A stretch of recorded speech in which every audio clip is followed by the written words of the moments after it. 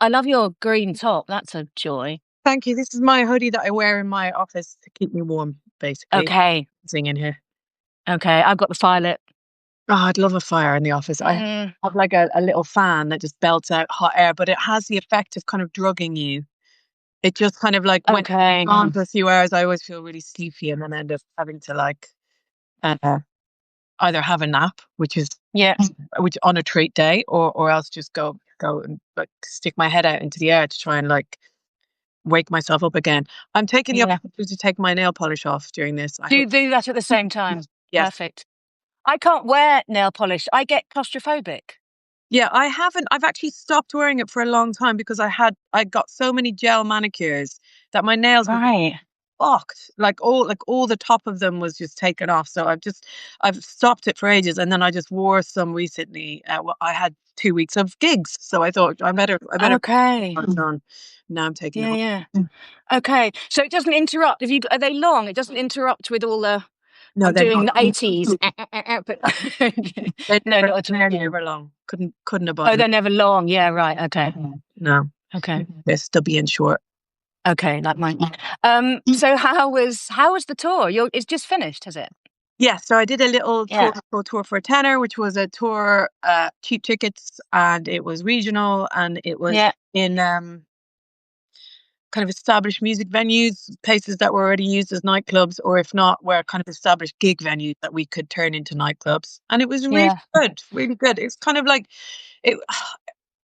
I haven't done a run of shows like that in a good few years, and it was those kind of shows that I had moved away from because traditional club shows, you would always be DJing at 1 in the morning, 2 in the morning, Yeah. and then Yeah. I always, well, from when I had children, I would used to try and drive home, not myself. I would hire someone to drive me home. So Yeah. those late night club gigs, I kind of stopped, but then I hadn't really done them as before midnight, which is my party that I do where you play early. Yeah. And that was really cool. So I was kind of playing them like like you would go and see a band, in a local venue, Nice. except for it was a club night. Yeah, yeah. And it felt good. And home before or you'd be home at like 1 in the morning and Yeah, right. It's kind of depending on where much we were more. playing. So like at Sheffield, we were home at more like three in the morning, but Yeah. still it's three compared to, 6:30. Yeah, yeah. That's a big difference. But what I did learn was that I cannot sleep in. So even if you get Okay. 4 in the morning, still up at like half 7, 8. Yeah. Well, Uh, me too. Since having kids, I find now I'm up at 3. I'm up at 3 and I just start work. you're up at 3, Yeah. and then you And I just can't right. help it. Well, I take a nap. Like I just had a nap. So I'll Yeah, try and have a siesta in the afternoon, especially yeah, if I've got to go out at night. yeah. But I've kind of surrendered to it because I don't know about you and writing. When do you write? When do you do I that write in the bit? mornings. Yeah. Yeah, that's Before the kids are awake. early morning. Well, before and after, to get them off to school and then come back and write more. Okay. Anytime up to about 11, my brain is kind of very sharp Yeah. and able to in a kind of creative mode. And then Yeah. anything after that is more better for kind of reading back and editing and that kind of thing. Yeah. So those I early find morning hours are precious. they're the golden hours. Right. I think There's that's no question. quite unanimous from people that I Yeah. follow on Substack, that those early Yeah. hours are really precious. But They are. if you wake up at 3, it must be. I've just surrendered to it because it's happening and I seem to be able to manage it. My kids left home this year. Right. I wrote So, a piece on that. I was so moved by that piece that you wrote. I thought it was beautiful. oh, thanks. How are you doing? Well, as I said in that piece, it was a bit of a shocker because I thought, I've got this. Do you know what I mean? Like one of them, Jacoby's been away in Armenia for 2 years. Blake's been at B-Dale's down the road. So I'm just like, I've got this, man. But actually, it was really significant. And I suddenly had a kind of, and this is like bare all, but my relationship has just finished as well. So I'm literally like, here I am. And I live in an isolated farmhouse on a hillside surrounded by wood. I was like, wow, Very okay. confronting, I can imagine. Yeah, Very like, wow, yeah, there's yeah. no one to distract me from me. Yeah, yeah, yeah. But I've just been out on a writing retreat I've got a home in the south of France. And while I was there, one of the things I did was not let the world in until about 2 o'clock in the afternoon. So I'd be writing in the morning. So I wouldn't be getting up at 3 in the morning, but I wouldn't let the world in. And that really lengthened. I mean, it's obvious, isn't it? But it lengthened the golden hours Yeah, yeah, of creative focus. yeah, yeah. It's such a buzz when you get to just be in that lovely flow state. It's such Oh, gorgeous. Yeah. where are you in yours? Are you editing? I'm editing. I'm so deep in the editing. Yeah. I'm on manuscript 7 now, and well, as I speak, hopefully the manuscript is being read by my editor. Right. Um, Okay. and so she's going to be feeding back at the end of the month or the start of December. So I'm just enjoying, like, my work is quite strange in that I have like two main strands of work, DJing and writing. And the way that I can really categorize them quite cleanly from each other, which I haven't decided is necessarily a good thing yet. I think I would like them to overlap more, but the DJing, I can kind of say, right, November, I'm going to take loads of gigs in November and then have December off or whatever that. So you can kind of select when you want to DJ. Um, and so I've selected October as a DJ month and October as a writing editing month, because I knew hopefully if it all went to plan, I would have a draft that I would need to edit then. And November would be a DJing month. So I have these very extreme switches from doing this very quiet, solitary, like interior work, Yeah. writing, cerebral work, and then going from very quiet to very loud and like being right Yeah. exposed and kind of in the middle of things.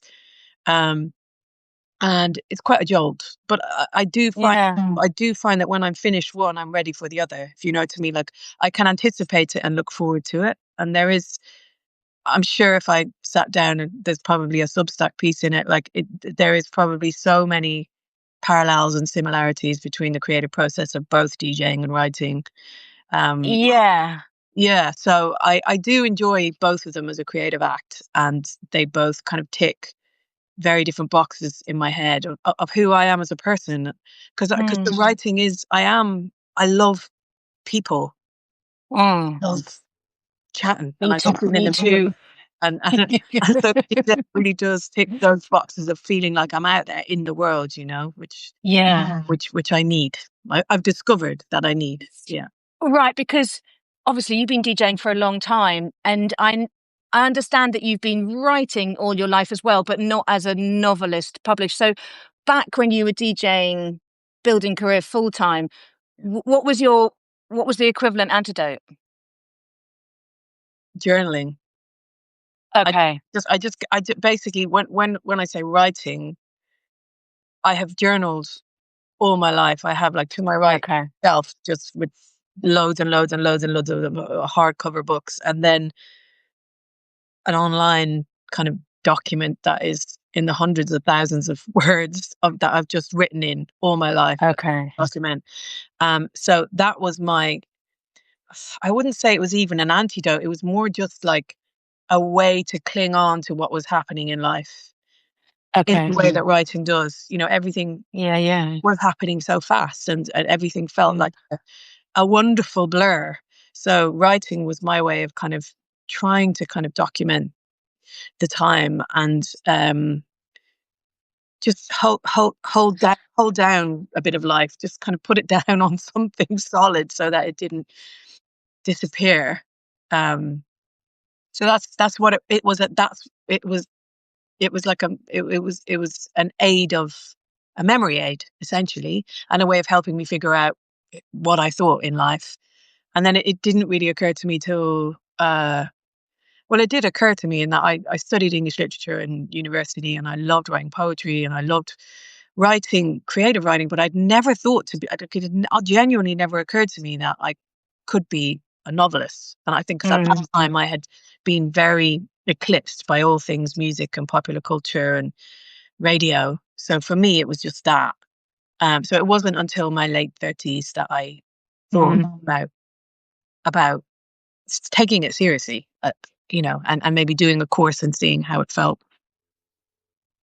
So because I absolutely echo that. I wrote all my life, and in my late 30s, I suddenly thought, oh, I can make this into a career. Because I was handed an amazing story. That was what triggered it for me. Oh, I was really? like, oh, well, it was my debut novel was the story of how my dad was sold by his mum to his aunt, right? You're handed that and you're like, well, that's a fucking gift right there. So that was the moment I was like, okay, maybe I'll turn this thing that I've always done into a career. But it didn't occur to me Yeah. until I was 34. So as being pregnant, 35, I handed in the first draft Yeah. pretty much 2 weeks before I gave birth. So what was the thing? I know, back and forth to Cambridge with my mentor getting bigger and bigger and bigger like this. So nuts what we do, isn't it? What was the, what was it in that happened that you went, oh, okay, I can, a novel. I don't actually know if there was one specific thing. I think it was like a build up of life having become so busy. Mm. And I just had my second child. I had my second kid at 38. And then I'd come out of the fog of those first few years and I was 40. And a lot of things happened around then. I got married to my partner who I'd been with for, I don't know how long, 11 years or something at that point. Um, and I think, as is the way when you have a milestone birthday like that, you can't help but look back at your life and kind of assess and kind of it's confronting basically. So Yeah. I was in that situation where life was very busy, work was so busy, and my work had kind of built and built and built, and I was doing a lot of stuff. I had a festival in Malta that I curated every year and DJed at every year. I had a whole range of events that I did around London, like curation where I'm putting on bands and putting on different artists and rappers and acts and stuff. And then I had a daily radio show 5 nights a week. And then I had my DJ career. It was just a lot. That's a lot. And I think I had this compulsion to try it, just to kind of do something for me that was just mine and that didn't involve Right. a team of people. I had amazing people that work with me, but like I did feel slightly like there was an ecosystem of people around me who were dependent on me, and that felt like pressure. And I think so. I wanted Yeah. to do something. Maybe it was the birth of my kid, or just having a bit more time to think upon him being born and turning 40. I just wanted to do something for me. So I enrolled in a writing course, Mm. which was called, it's by a company called Ink Academy. Everyone asks me about this course. I've heard of it. Yeah, it was really good. And I got hooked up with Yeah. one teacher. I was too shy to do like, one of the classes where you have to sit and read your writing out. Yeah. I chose to do it with one tutor, and I just had to write 5,000 words every 3 weeks, which is a lot now, if you want to think about it. And Yeah. and hand it in to her.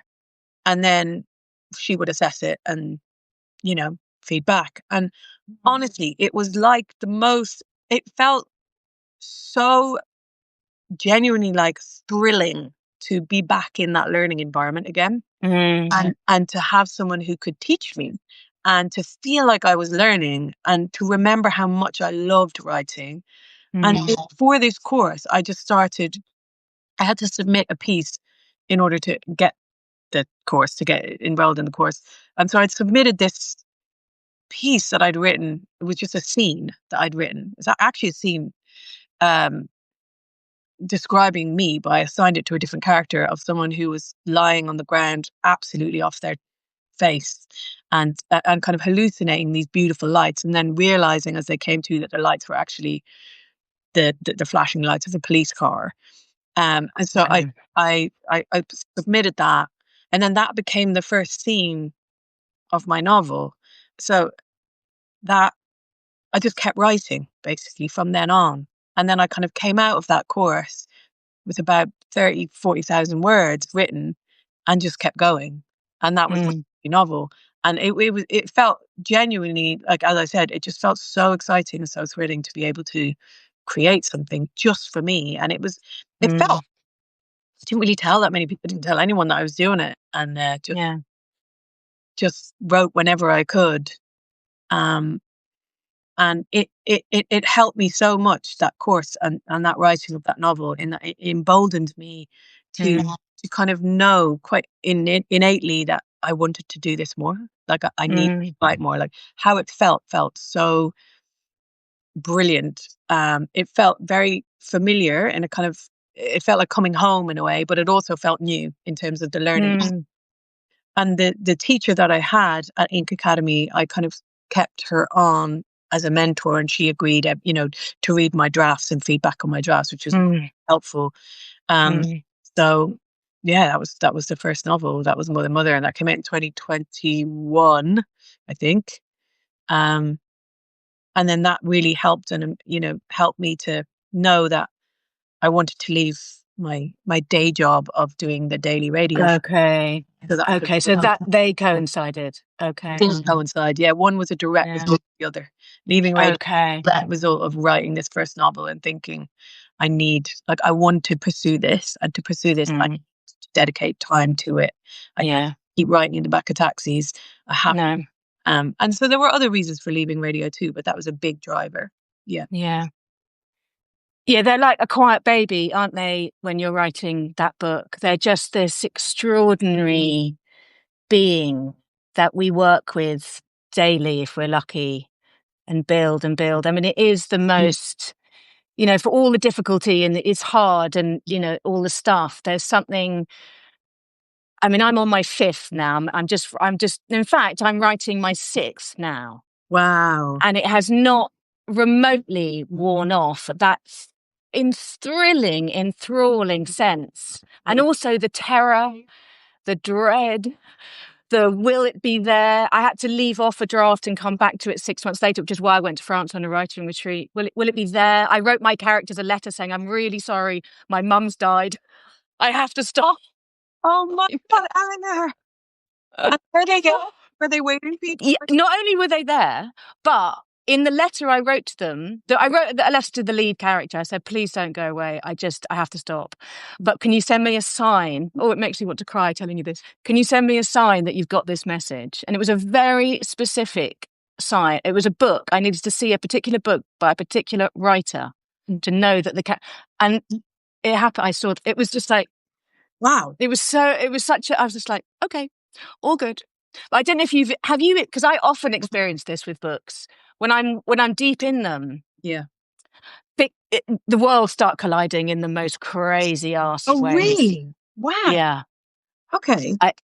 I had it. Well, the one I'm writing now, so I had that happen, but also there's a particular quote, which obviously I'm not going to tell you, which really the whole book centers around this particular quote. Right. And since I started writing this book, the amount of times I've turned on the radio and somebody is quoting it, or I've opened a newspaper, or I was in New York and I walked into Westbeth, the artist community there, and it was on the fucking wall. I was just like, and it's always those moments I think, okay, I'm on. Yeah. I'm on it. What's happening is right. It's supposed. What's happening? Yeah, whether I can write it well or not is another matter entirely, but I'm on it. Yeah. Yeah, no, I love that. And I think, yeah, I mean, that probably has happened to me. I think there's also a case for just being like, when you are so in your book, it's like you're so consumed by it that you see everything through the lens of it as well. Isn't Right. So I mean, you exactly. see symbols everywhere. Everywhere. Yeah. So I'm at the moment, it's my third, and I'm feeling. I mean, I'm naturally an optimist, but with writing, it's testing my optimism. But I do feel like with albums, when you see an artist's career, of which I've seen so many artists kind of developing and releasing albums, I always say that the third album is when they really hit the ground running. They know who they are. Yeah. They know who they don't want to be. They might have experienced bad A&R people, or they might have listened too much to other people in their first album, tried too hard in their second album, but their third, they've just reached a kind of sweet spot with their talent, their creativity. And I feel like that has happened. I mean, I can't vouch for what the book will be like for other people, but just in terms of the process for me, it's definitely felt like I felt more sure of myself, more sure of what I wanted to do, than I ever have. And that's really heartening, to Yeah. have a sense of progress. Yeah. Doesn't mean it's been easier. No. It's just, I think I have more conviction in my choices within it. And Yeah. as, Which cuts down time, doesn't it? yeah, it does. And what I did Yeah. see this time, which was really new for me, because I'm incredibly impulsive, and novel writing does not marry well with that trait. It's such a big, and also think about all the career choices I've chosen. Mm. So, like, radio is so immediate. It's so ephemeral. It's there, then it's gone. There's nothing tangible. Clubbing, same thing. Like, DJing. So to have to write something slowly over years and have the patience to kind of keep coming back to it and keep growing it, it's been really good for me to learn about that process. And I'm a lot more chilled out this third time than I was before. Like, I remember going into the publishing company the first time I got signed, and I was so clueless about how books worked, and them telling me that it would be a year and a half before the book came out, and like nearly falling off my chairs. Like, what Yeah. the fuck? Bless you. What? And obviously now I look back and I needed every single day of that. I needed. I probably should have had another year, arguably. So this time around, I feel so much more like comfortable in the time that it's taking, Yeah. and and and like just sure about the process. And yeah, it just feels good to feel like you're still learning. And each novel helps you learn more about who you are as a writer. I can't remember. Yeah. I can't remember what I was saying now. I think I did. I think I. Well, you get better. You Yeah, get better. Hopefully you get better. And in fact, I've just signed up on Kit Duvall's 6 months. I love I it. know. Have you read? Fucking You love. have read her book, because Yeah, because I got to have a conversation with her. that book moves me. Which one? The most recent one. What's it called? Um, Where is it? I think it's on my shelf. because I just did a complete Kit Duvall Odyssey, read everything, and it's called. Oh no, if she's watching, sorry. I know the book because Can someone tell us in the comments what kids? Yes, what's Kit Duvall's latest novel called? The last one she published. It's called. Completely gone out of my mind. I know it's so delicately done. This is what I mean. She's a master. Her plotting is masterful, but Was also her. ugly sobbing at the end. Like, I remember, Yeah, when you experience a piece of art and you remember where you are. Like, I remember when I first heard Kendrick Lamar's "Good Kid, Mad City." Like, you remember where you are. I will never forget where I was finishing that book. It was on a coach in Ireland on my way to the best of everything. The best of everything. Best of everything. Hannah, thank you very much. Paris. And I was openly ugly sobbing. I just couldn't. I was so overcome with emotion because the characters are they're just so well done. They're so real. Yeah. And There's not a minute of cliche. Every time, this is one of the things I asked her, every time she's at a juncture where a lesser writer would go left, like just take the easy, she goes right. Yeah. Every fucking time. And I was just like, oh man, and off we'd go again. And we'd just keep traveling in this way where this is what's so, I think there's no cliche, but equally we can really sit beside those characters. So they're not, they're real. They're not like in that made, you know what I mean? They're free of cliche. And so she just absolutely zero sentimentality as well. And zero, which is so hard. Move you that much. Yeah, I know. Much about human pain and human kindness. And there's no sentimentality in it. No, none at all. Very, very. It's remarkable. It's remarkable. And I read the last 3 and I just thought, okay, I want to learn. I want to learn how to do this. I thought to myself, signed up for it? I've signed up. I start in February. I considered it as well. I might do that. Yeah. I mean, is it all online? So here's the thing: the first date is in person in Gladstone Library in Wales, and then everything is online, which would be amazing. So that's like a night there. And then everything is online every Tuesday night for a month, once a month, Tuesday night, 7 to 9, until the very last one in July, which I've got a feeling I can't go to, but anyway, which is back in the Gladstone. And that's the kind of wrap up goodbye. So the bulk of it, 90% of it is online.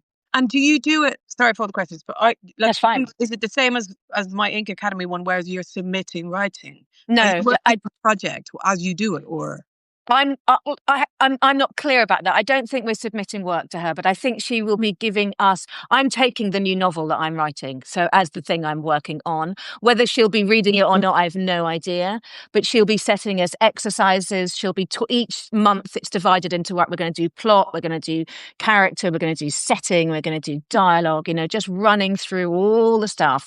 What I love is that, and I know this is true now because I've read everything and I've spoken to her. She's just like, because there's a million writing courses out there, and she's like, she doesn't make any promises. She just says, we're going to do the fucking work. Turn up and we're going to do the work. And I know that's the truth. To get to telling you, sign up. So yeah, I just like, okay, I'm doing this now. I love that. And that thing about going back to, learning, like to go, like, it's such a relief to be like, I'm going to put myself in the hands of Kit de Bar. Great. I mean, what I've discovered in my shortish life so far is that learning is the thing that makes me feel the most alive. Like, and as long as I can keep doing that in some way, whether it's a fucking Spanish on Duolingo or learning piano or whatever, I think it is very necessary to have some aspect of it in your life if you can. Yeah, absolutely. And certainly with writing, I know I just get into the same groove. I know what my voice is, but I can just get into the same. Right. I find myself just getting into the same. Yeah. And to have a fresh wind blow through that and knock it about and move that and what about this and just test me is so good. Yeah. I love the postcards series that you're doing. Oh, thanks, Annie. I mean, there's a refreshing. It's great. Thank you. I mean, they're republished. That was how I began on Substack, because I just didn't have any idea what I was doing. So I just set myself write something that will take a minute to read and post it every day. Wow. And the postcards is what happened. Right. That was like an accident.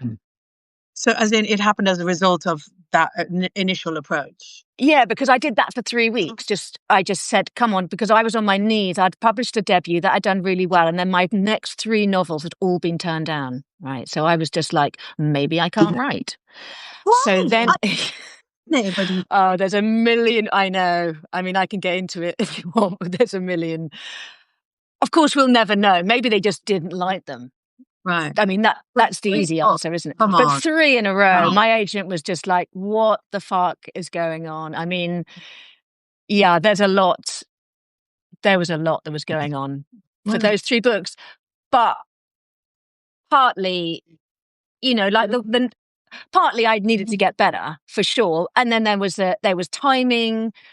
And then I'm sure I was cursed as well by somebody fucking awful. So there's a million things going on.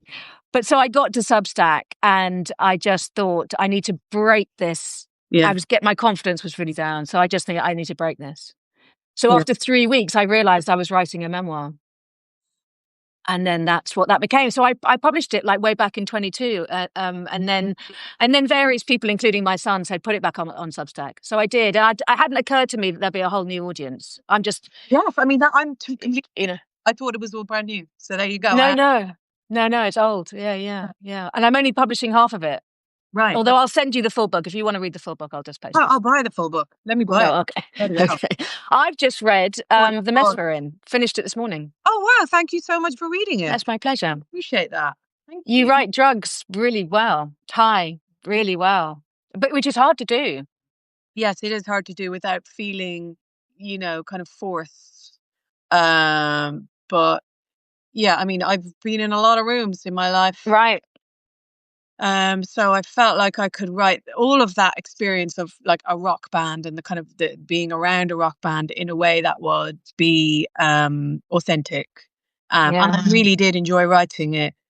from a fictitious perspective as well, and kind of redesigning this rock band, because I lived with my brother's band for a few years. Okay.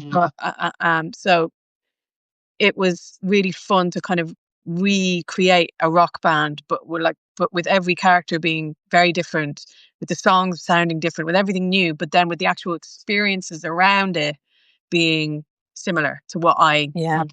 Yeah, loved it. Yeah, because that opening scene, the messiness. I mean, there's a few messy scenes in there, but the opening scene is just, it's really, it's on point for the messiness of that last one for the road. Yeah. There's a lot of messiness in that. Yeah, God. And not just like drink and drugs, but in terms of relationships and friendships, sex and identity and all of it. It's supposed to kind of depict like, a year when a young person arrives in a city for the first time and is desperately flailing to find her equivalent of family and to find a sense of home, and looking a lot of the time in the wrong places. But you gotta go through all that.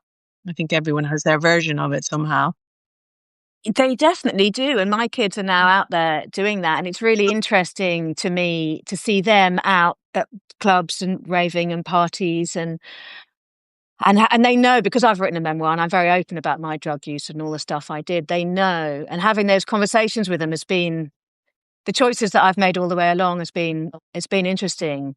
How did they take your experiences of drug use, and do you think it's kind of, how has it affected them, their knowing that their mum has been through stuff like that?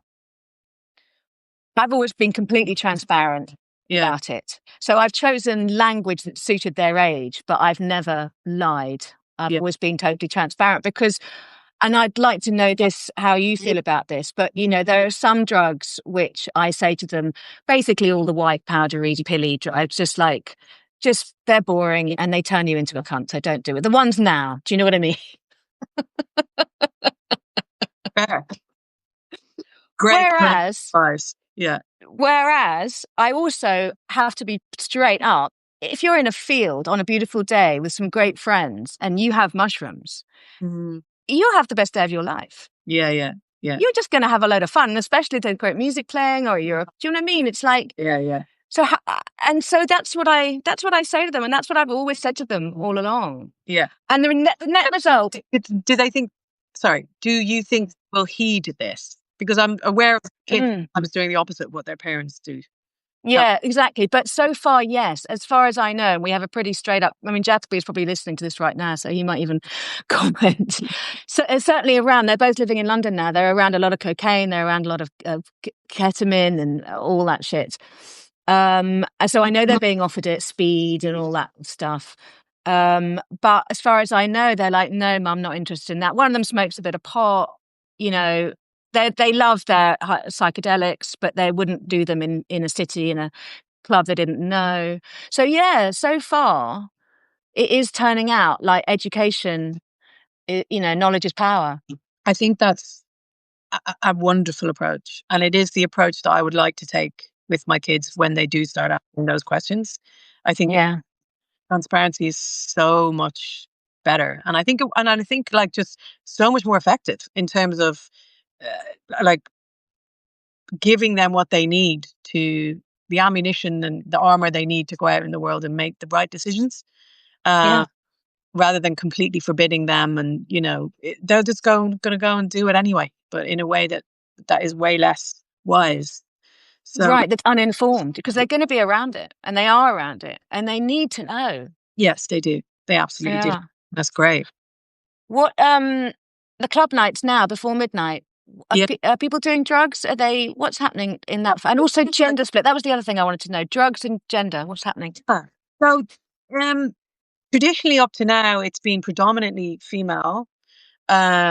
And when I say predominantly, I mean like 70, 75%, that kind of stuff. Sorry, I'm just moving my thing around. And that has always given me great joy, because a room full of women is fucking fantastic in a clubbing atmosphere. And there is a healthy amount of guys too. And what I found recently on this recent regional tour is it felt more 50-50. So that was Did interesting. it? Um, Mm. and drugs, I don't think so. I mean, the amount of drink that gets spent, like cocktails, that kind of thing. A lot of Oh, people go there and they have nice drinks, you know. oh, Drugs, I think people must be on them. They must be on them. But it's not, you wouldn't call it a druggy crowd. Like, and you can okay. tell, like, when you're a DJ, Yeah, you can, a lot of the time you can tell what drugs are in fashion and how they affect a dance floor. Like ketamine would kill a dance floor. Like for me, I've seen it with younger DJs. I've seen it. I've just been like, wow, nobody's dancing. Everyone's just kind of in this crazy black hole in their heads and like holding up their phones, and there's just no atmosphere. Whereas ease or ecstasy completely transforms the dance floor as well.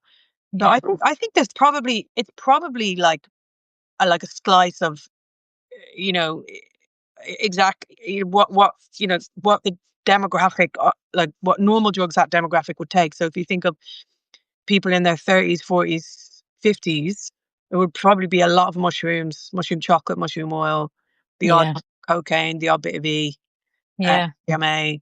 But I don't know. Maybe I should take a survey. Right. I know. And what sort of age? What are they? What are they? Who's turning up? Age-wise, it is again, it's very diverse, but I'd say average age is people in their 30s and 40s. So, Okay.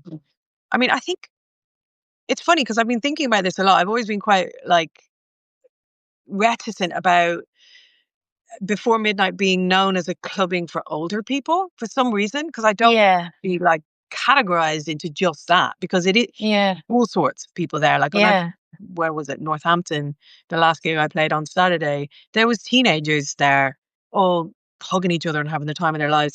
And then there was people in their 60s. And that gives me such great joy that yeah, I'm kind of loath to kind of categorize it and box it into just being for older people. yeah. But I think also clubbing, there's mad statistics at the moment about clubbing. I read in The Guardian, I should have had this up for you, but um, this week, like a statistic about something like 47% of people in their 40s go regularly clubbing or go out dancing regularly. And that's a much bigger percentage than Wow. younger people. So that it's this sense of like an older generation of people, these people who have experienced night clubbing the first time round, um, are kind of keeping the clubbing industry Wow, that's a alive surprise. in a lot of ways. Yeah, there's such an eagerness and such a demand from those people who loved clubbing in their teens, and life got in the way, and they want to keep doing it. And I think what Before Midnight has done is tapped into that, but Mm, also because it's me at the forefront of it, and when I say me, I mean like a woman in her 40s. There's a yeah. sense of it of it feeling for other women around my age like like a safe space where they can go and do that, where Mm, they feel like they can belong. I think so much of yeah. dancing is about belonging, community and belonging. So to be able to go somewhere and see other like-minded people, and to feel like you belong in a club when maybe for years you haven't felt that, I think can be quite profound for a lot of people. And the messages that I get are just so emotional, um, Mm, from people who, yeah, it just means so much to them. mm, So it's been pretty amazing actually doing this, because it's given these nights a kind of a meaning and a purpose that I hadn't really mm. anticipated when I started. They Okay. had a meaning and a purpose for me selfishly, which was that I wanted to still be able to DJ, and not have to get home at 6, 7 in the morning. And so I guess that meaning is the same for them. They want to be able to dance and do the same. So uh, it's felt it's felt really, really, really great to kind of, yeah, to have a purpose to these nights that seems quite clear, um, and to provide this for people that might not feel brave enough, or they might not be able to um, go go clubbing at, the normal time, entering midnight. It's definitely what attracts me to come when I'm definitely going to be there. Please. And I've been looking, I'm definitely going to be there. I mean, I've been looking, I miss dancing so much. Yeah. And it's like I live out in the countryside and it's just really, really hard. And I've got a horse, so I ride and I write and I do a million other things, trying to find that bit. Yeah. But one of the essential components is that, and somehow it just does, in its very title, Before Midnight, it just says to me, you can come here, you can dance for a few hours and you can go home. Yeah. And you're going to be fine. And you can come on your own and you can come sober, which I am now. Well, I heard now, apparently I'm Californian sober, which means the occasional different. Yeah. But basically I'll be, sober, and that's the bit. I'm like, yeah, I can go and do that. Yeah, I think a lot of people do that. A lot of people are there to and have a good time. Like the emphasis is on dancing and on the dance floor. And that's been cool. Especially the last tour was a no phones policy, and that's going to continue. Yeah. And that does make a profound difference to the dance floor. Yeah. And what I've been saying on stage, like before I play, I kind of get on the mic and say hello, and don't always do this, but I did at this time, and kind of just said, listen, this is phone free and this is amazing, and I won't be remotely offended if you turn your back to me.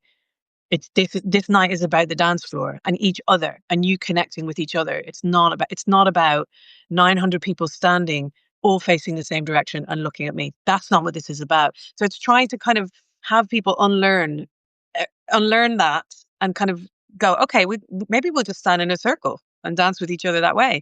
And that's been really cool. And you can affect that in other ways as well, with the lighting, where you don't have big strobes on you all night. You can make the lighting trained on the dance floor in a way. So it's learning how to, it's kind of working towards a dance floor that is all about connection within it and the community within it. And that's really exciting to me. That's a work in progress. Yeah, but I remember the moment when people started facing the DJ. And it was so marked.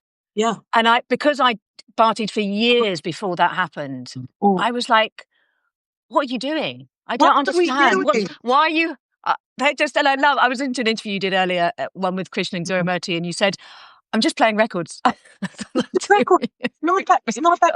not that deep. And it's something I've struggled with, is the performative side of DJing. Like, and I have, I completely understand that it's important if you're on a dance floor to see the DJ enjoying themselves and passionate and like hyping off the crowd and like connecting with the crowd. Connecting with the crowd, so important. But equally, not all night do you have to be looking at them. And I also remember raving before that was the case. And I've always found that kind of performative side of DJing quite difficult and quite hard to live up to in a way. So it just gives me so much joy to think that, I can do these nights where it's not going to be all about people looking at me.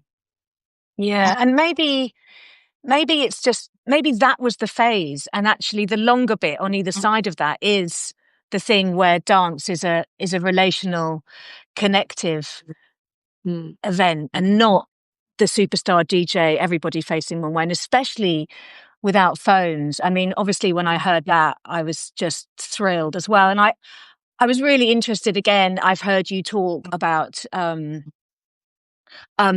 this thing about needing to like look good and how clubs are this dark, sweaty place where you can't be seen, and everything that does to us as human beings, the joy of that thing of not being seen and not being able to, and bringing that back, it seems to me. And I think when you were saying about like you began this as a selfish act, like you did it for you, but that often is the way when when people are writing novels, and this is what women do as opposed to men. I am going to gender this.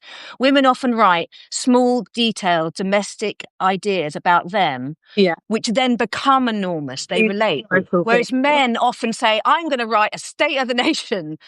And then do it the other way around. And so it's exactly for me, to begin a club night because you need this thing. Obviously now in hindsight, you can see, and to me it's obvious, that touches millions of us because we're just like you. Yes, yes. And that's what we want. And that was such a relief whenever I remember announcing it for the first time, and there just being this unanimous sense, Yeah. like, support for the idea, Yeah. that and not just support, but excitement. Like, yes, Yeah. I needed. Yeah. Um, Yeah. and I guess a lot of that just comes from, like, there's a sense of, in life, you're told so much that's just how it's done. That's just the way. Yeah. It's just the way it is, and it really made me realize upon announcing that, and having the idea and bringing it to my management and my agents and my team, and kind of saying, like, this is what I want to do, like, can we make this happen, and them kind of going along with it, um and just seeing how successful it was. It was like, wow, you don't realize, um I hadn't really thought before about how locked in everything was around what, like, the definitions of nightclubbing. Mm. And so much of that is unfortunately gendered because of the people who promote them, because of the majority of the DJs, because of the agents. It's all male centric, with some beautiful exceptions, of course. But there was no one that questioned it before, Right. because they didn't have to. Right. And that's interesting as well, in that, like, you know, as a DJ who was touring the world, touring globally, and then, I stopped because I got a radio show, and I chose to do the radio show over becoming over continuing kind of global touring. But also part of that was a sense of wanting to be near my kids and being around a bit more at home for the kids. But I had so many contemporaries who were male, who did tour the world and had their wives bring the kids with them or mind the kids at home and, like, facilitate them touring the world. And I think nightclubbing is essentially, and the whole of dance music is such an antisocial, like, job to have. You're up all night, you sleep all day. It is not conducive to raising children. And Yeah. I just think it is interesting and probably important to point out that like, it that it took me as a female to then go and start those evenings and kind of hold my hand up and say, is there anything for the people who need to sleep? And as I constantly say, before midnight is not just for parents, but so many do come. Um, Yeah. It's just interesting, I think, the backdrop of all that. It made me realize so much how I had just kind of gone along with things how they were and never questioned it, or never thought to wonder why everything was the way it was. Mm. Um, it just, again, made me even more grateful that I was in a position of privilege to be able to create a night and have a team that could facilitate that for me. And to be able to take a risk in case it all went to shit, Yeah. Yeah. God, but um, so yeah, yeah, There are millions of us who miss dancing and want to dance and just don't want to do it all night. Even if I could, I mean, I could now. My kids have left home.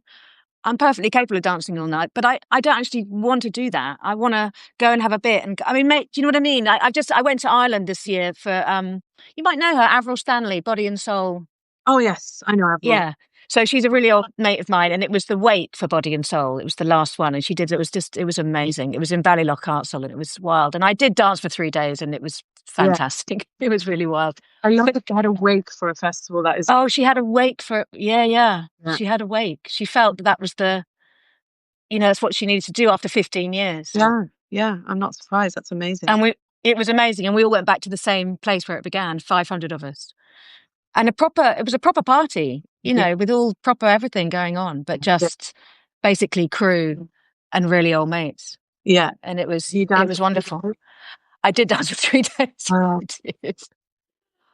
Oh, so that thing when you're just covered in dust by the yeah, end, just like dust. So good. But that, yeah, I can go and do that. But to be able to go out, get the train to London and come out and dance on my own, because I love being on my own as well. So to be able to come to one of your nights on yeah, my own and just get lost in that dance floor and be. That's the other thing about no phones and dark and sweaty and not about performative, is it ceases to be gender. I can cease to be any of those things. I'm just a human with this beat happening, which makes my body do something, and that human connection, because ultimately, like every single person on the planet is on a baseline of that. Completely. And I think aren't we? You cannot underestimate the very literal connection that being on a dance floor and on a full dance floor provides.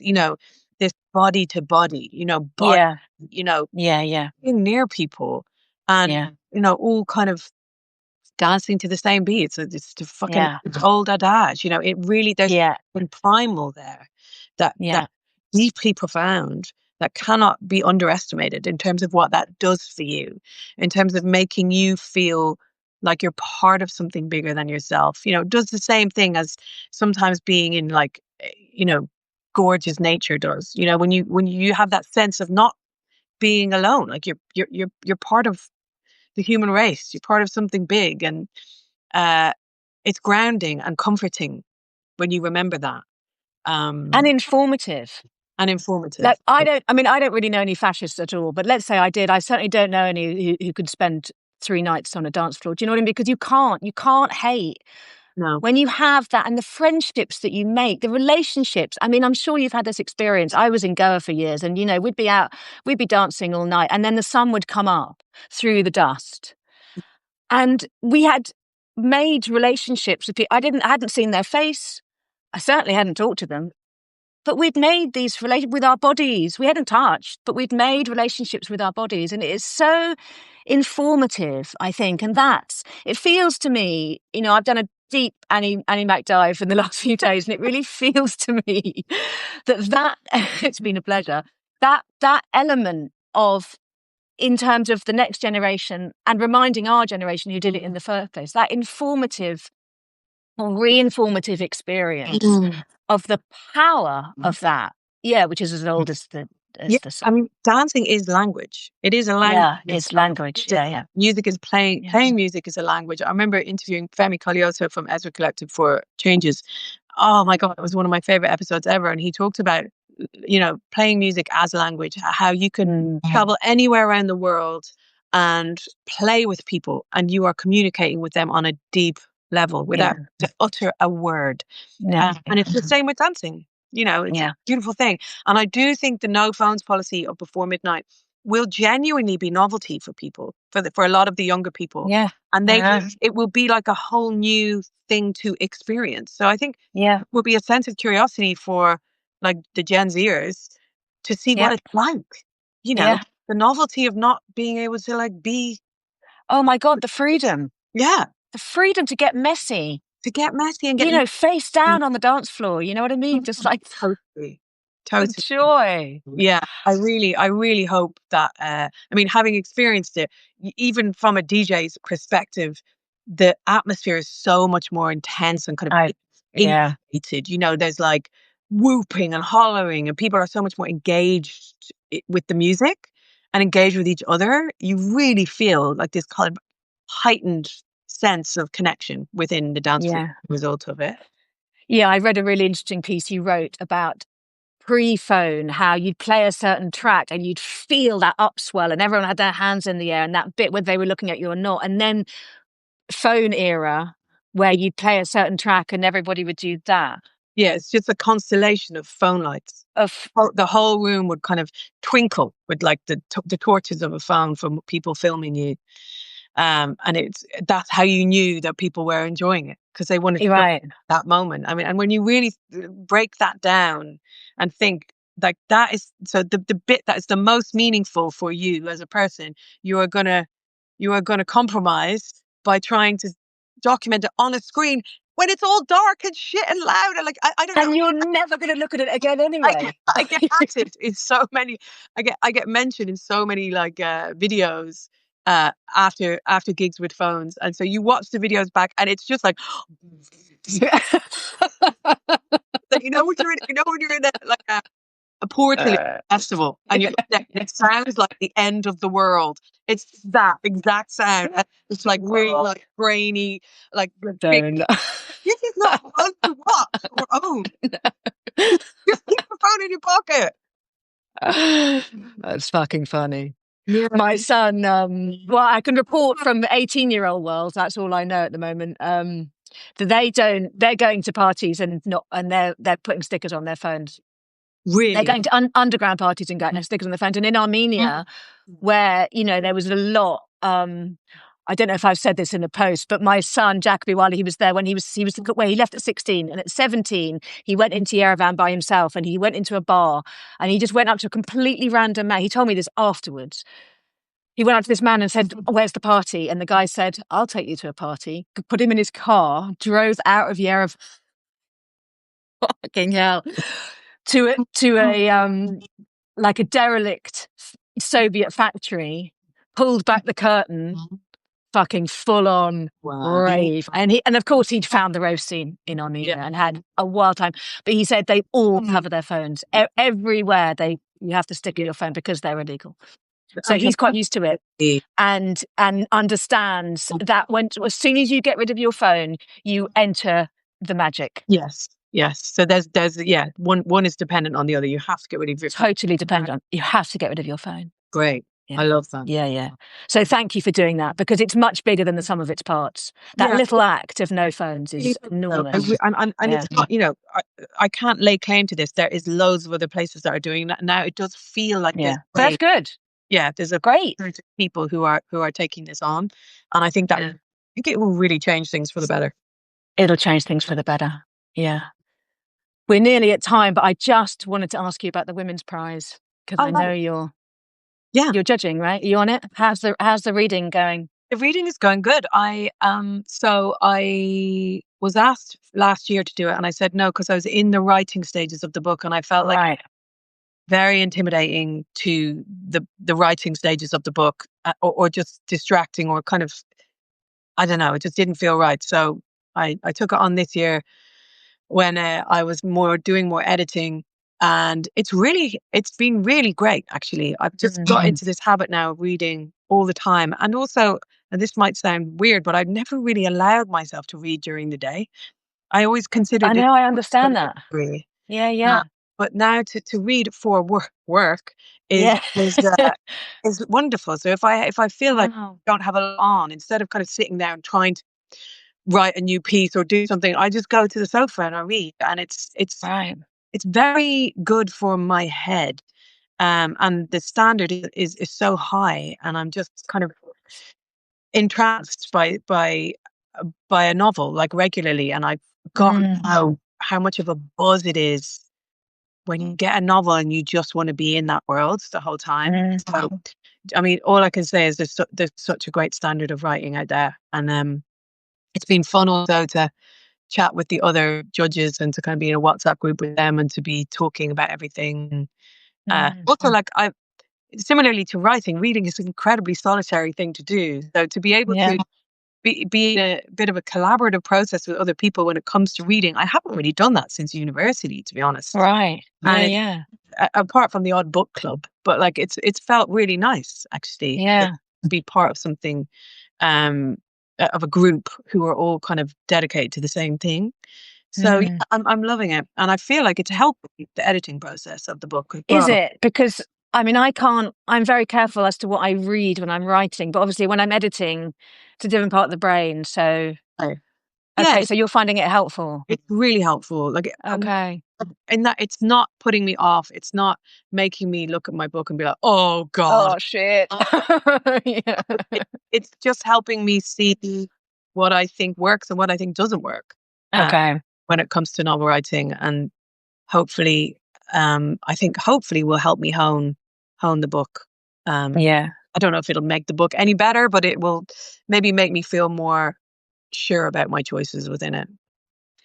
Because there's talent and gift and the ability, and then there's just technical stuff, isn't there? There's just technique, and that bit, that it obviously is a constant learning experience. But also, I mean, one of the things I've learned recently is that a bit like third book or third album, it takes me about 3 chapters to get off the page, as it were, and lift. So Yeah. now in the new one that I've just started editing, in fact, I've taken the 7th chapter and just put it at the beginning. because otherwise I know I'm going to get that note in about a year's time. Yeah. So I might as well just do it now. I found with the books, like with both of my last books, that I always ended up writing way, way, way more that got in the book. Like for The Mess We're In, which you read, there was like an entire section of the book, about 30,000 words, of her before she arrived in London. That just got cut because it felt like, no, let's have her. Let's meet her in the middle of the action. You know, like right there. Right there. Learned is that, like, in order to keep a person turning a page, you have to there's many things that entail in that, but in terms, like, there's nothing better than getting right into it, like to be arriving in the story as opposed to before it. So that's been good, a learning as well. Yeah, exactly. Because I think that's what I find. Because obviously I do that run up, and I'm working them, but the actual first bit of action, often for me doesn't happen until I'm 3rd or 4th chapter. And the same with dialogue as well. I remember a teacher or somebody saying to me, or maybe I read it somewhere, get in late and leave early. Right. With dialogue, always get in late and leave early. Yeah. Simple. Yeah. Okay, got that. Try to do it. Oh, I've lost you. Have I lost you? And you'll have to come back to Ireland. Oh, I lost you then. You froze. I'm back. Oh, you're back. Good. You're back. But you're okay. Well, look, it's nearly 3:00. This hour has gone like that. What did I want to say to you? Oh, yes, there was just one more thing. I love that you say, and tell me if I'm getting this right, that clubs should be protected as cultural institutions. And it really did. And this, I don't know how front of house it is for you now, because obviously I've been reading right back through your sort of interview catalogue. But it did occur to me, if we could get ravers sitting on councils, that might help things, right? Because I just don't, it's that bit. So, I don't know, I'll keep repeating it to everyone I meet, but I absolutely applaud what you're saying about that. And they absolutely should. Half our clubs in the last 10 years. Clubs, it's like fucking mass extinction out there. It's just dying for so many reasons. But the main reason is, property development, and that is all coming from.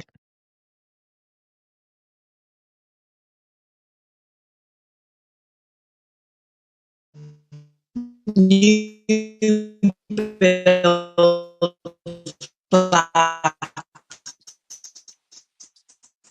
as opposed to,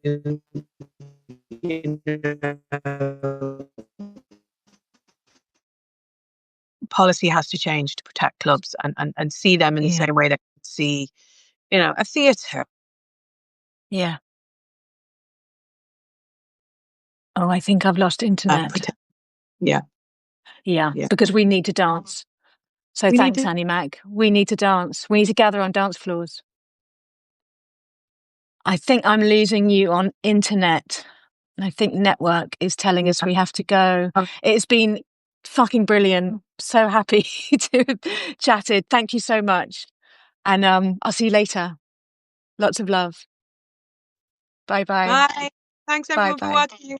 Bye. Thanks everyone. Bye. Bye.